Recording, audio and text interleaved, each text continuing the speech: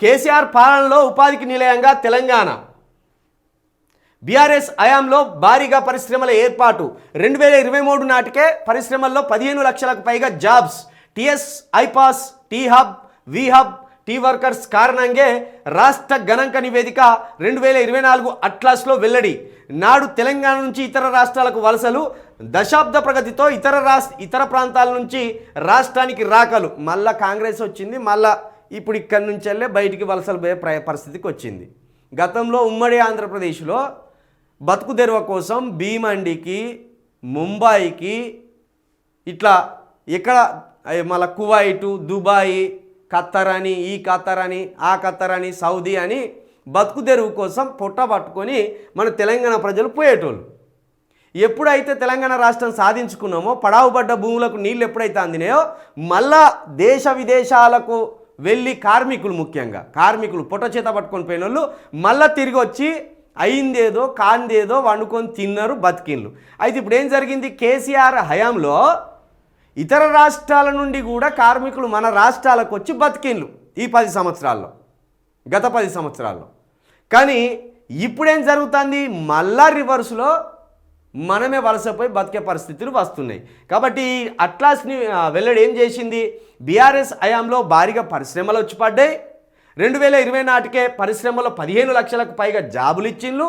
15 లక్షల కంటే ప్రైవేట్ సంస్థల్లో ప్రైవేట్ ఇండస్ట్రియల్ ఏరియాలో వాటిలో 15 లక్షల జాబులు ఇచ్చిండ్రు.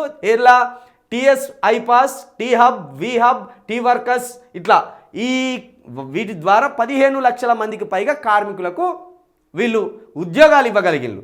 దీనివల్ల తెలంగాణ రాష్ట్రంలో వలసలు ఆగిపోవడంతో పాటు ఇతర రాష్ట్రాల కార్మికులకు వచ్చి మన దగ్గర జాబ్ చేసుకొని వాళ్ళ జీవనాన్ని వెల్లదీసినని ఈ అట్లాస్ నివేదిక వెల్లడించింది.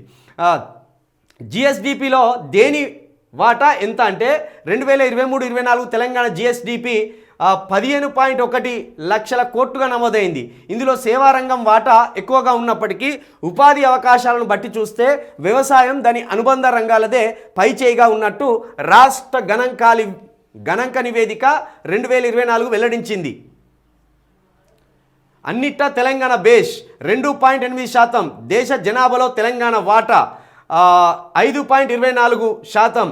దేశంలో తయారీ రంగంలో పనిచేస్తున్న వారిలో తెలంగాణ వాటా 5.16. దేశంలోని మొత్తం పరిశ్రమల్లో తెలంగాణ వాటా 3.37%. పరిశ్రమల జీవీఏ గ్రాస్ వాల్యూ యాడెడ్లో తెలంగాణ వాటా ఇట్లా పెరిగిందట.